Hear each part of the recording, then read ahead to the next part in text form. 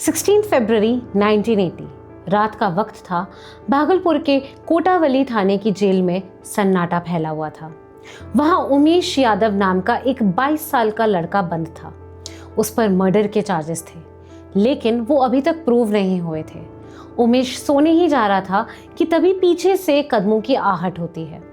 उसे कुछ समझने का मौका भी नहीं मिल पाता।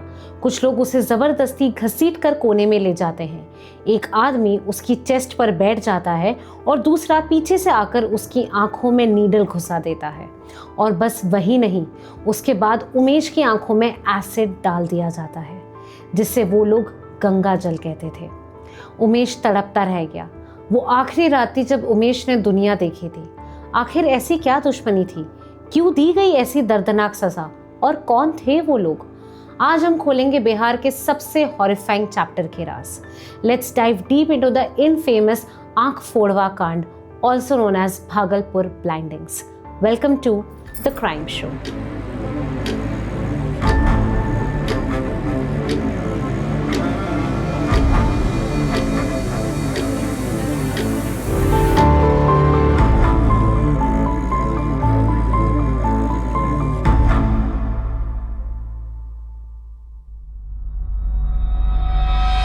Before starting with the main story, let's go to the point where it all started.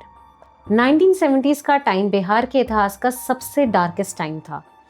ये सब स्टार्ट होता है 1974 की जेपी मूवमेंट से। हाँ, जेपी मूवमेंट शुरू तो जन कल्याण के लिए हुआ था, लेकिन ये अनजाने में अपने साथ लेकर आया बिहार में द एज ऑफ टेरर। इस मूवमेंट के चलते तब प्राइम मिनिस्टर ने देश में इमरजेंसी लगा दी।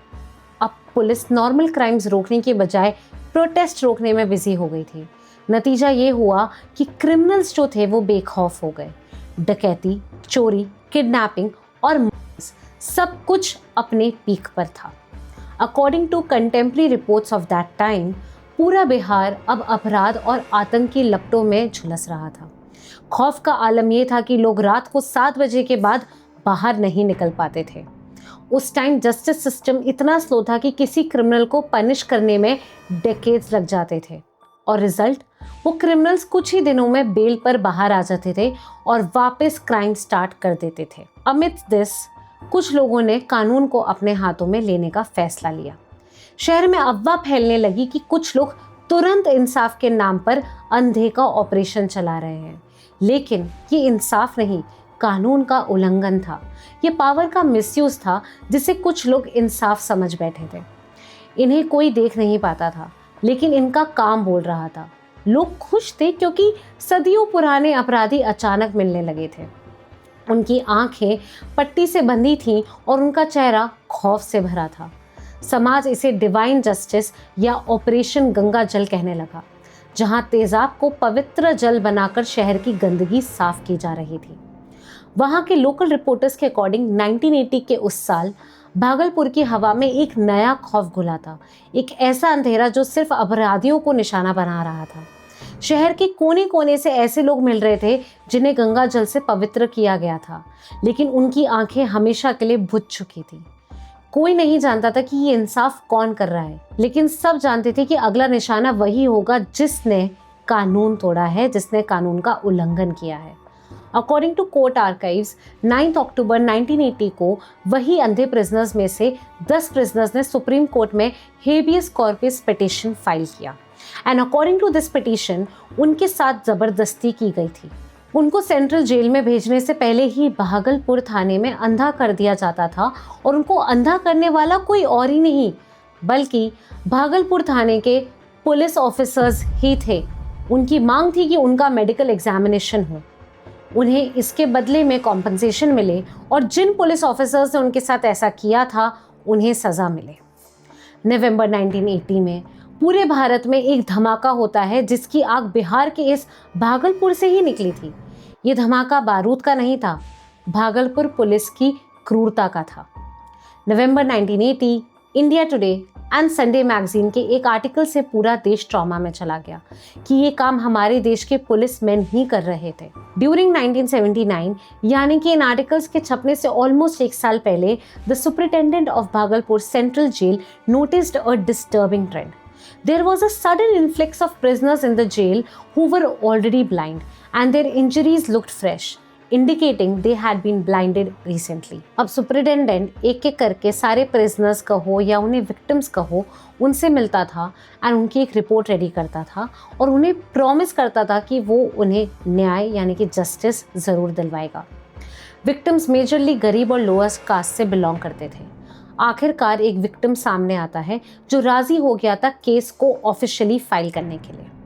November 20th, 1979, Arjun Goswami files the first formal application requesting an inquiry into his blinding by the police. इसके बाद 2-4 लोग और सामने आए बट स्टिल सिस्टम ने कोई रिप्लाई नहीं दिया। According to some publicly available records, allegedly police अभी भी लोगों को अंधा कर रही थी। According to public sources, 1979 में पुलिस ने लगभग 20 लोगों को अंधा किया था और जुलाई 1980 तक 11 लोगों को और अंधा कर चुकी थी। 30 जुलाई 1980 ये एप्लीकेशंस और फाइल्स सेशन जज भागलपुर और inspector general of prisons Patna को फॉरवर्ड होती हैं, इस आस में कि शायद ये सुनवाई कर लें या फिर रिप्लाई कर दें। आखिरकार 5 अगस्त 1980 को सेशंस जज का रिप्लाई आता है, but the victims were disappointed with the cold and indifferent response by him. इसके बाद आईजी 9 सितंबर 1980 को जेल का जायजा लेते हैं। वहाँ भी सिर्फ 3 कैदियों ने आगे बढ़कर अपनी आपबीती सुनाई। अकॉर्डिंग टू पुलिस रिकॉर्ड्स, इसके बाद आईजी ने तुरंत एक जांच कमेटी फॉर्म की और 15 सब इंस्पेक्टर को सस्पेंड कर दिया गया, लेकिन विक्टिम्स को जस्टिस मिलना अभी भी बाकी था। 9 अक्टूबर 1980 ये वो दिन था जिस दिन ये केस नेशनल स्टेज की दहलीज पर खड़ा था। Lawyer Kapila Hingorani filed a habeas corpus petition against it. Next day, the Supreme Court directed a jail doctor to examine this entire situation and submit a report on their injuries within 4 weeks. इसके बाद नवंबर में ये बात media के through पूरे India में फैल गई। At last, on 27th November, under immense pressure from the public and central, the state government finally began its own internal inquiry into the blindings of the prisoners. 1 दिसंबर को supreme court medical reports को review करता है and ये declare करता है कि ऐसा incident, ऐसा क्राइम किसी भी मैनकाइंड के कॉन्शियंस को शॉक कर सकता है। इसके बाद 2 दिसंबर को राज्यसभा में इसके रिगार्डिंग डिबेट होती है for over 3 hours. Supreme court ने ऑर्डर दिया कि विक्टिम्स को ट्रीटमेंट के लिए दिल्ली के राजेंद्र प्रसाद ऑप्थेल्मिक इंस्टीट्यूट लेकर आया जाए, लेकिन डॉक्टर्स ने क्लियर कर दिया था कि उनकी आंखों को इतना नुकसान हो चुका था कि कोई भी सर्जरी या मेडिकल ट्रीटमेंट उनकी रोशनी वापस नहीं ला सकता है।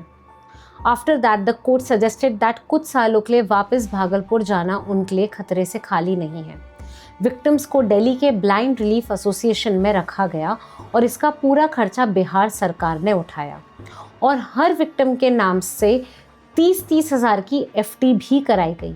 इसके साथ ही उन्हें 500 रुपीज़ की पेंशन मिलेगी, ये सुप्रीम कोर्ट ने कहा था। During the Rajya Sabha session, Prime Minister expressed deep anguish for the victims and announced an ex gratia payment of $2,000. देखने से लगता है कि आखिरकार उन्हें उनकी आंखें तो वापस नहीं मिली, लेकिन न्याय तो मिला, लेकिन सच्चाई इससे कहीं गुना बुरी है। रिपोर्ट्स के मुताबिक कुछ विक्टिम्स की डेथ हो चुकी है और जो बचे हुए विक्टिम्स हैं वो आज एक्सट्रीम पॉवर्टी, बीमारी और सोशल नेग्लेक्ट में जी रहे हैं। MI खान यानी कि न्यूज़ क्लिक ने 2020 में एक न्यूज़ रिपोर्ट पब्लिश की थी जिससे पता चलता है कि उन्हें जो 500 रुपये की पेंशन मिलनी चाहिए थी, जिसे बढ़ाकर 750 कर दिया गया था, वो अब बंद हो चुकी है और अभी तक 31 विक्टिम्स में से 15 विक्टिम्स की डेथ हो चुकी है। ऑन द अदर हैंड, जिन 15 सब इंस्पेक्टर को सस्पेंड कर दिया गया था, उन्हें कुछ दिन बाद चुपचाप रीइंस्टेट कर दिया गया था। हम सब ने ये सुना था कि इंसाफ की आंखों पर पट्टी होती है, लेकिन भागलपुर के इस इंसाफ ने 31 लोगों की आंखें उनसे छीन ली। अगर आपको ये एपिसोड अच्छा लगा हो तो please like this video and subscribe to TCS the crime show. Even the accused have rights, and when the system itself becomes the abuser, silence becomes complicity. If you believe custodial torture should never be normalized, not in the name of justice, not in the name of fear, then share this video. Because when we stop talking about injustice, it starts happening again. अब आप बताएं, आपको क्या लगता है, क्या इस case में सच में जस्टिस मिला या फिर हम सब इस केस से आगे बढ़ गए? Stay tuned, stay curious.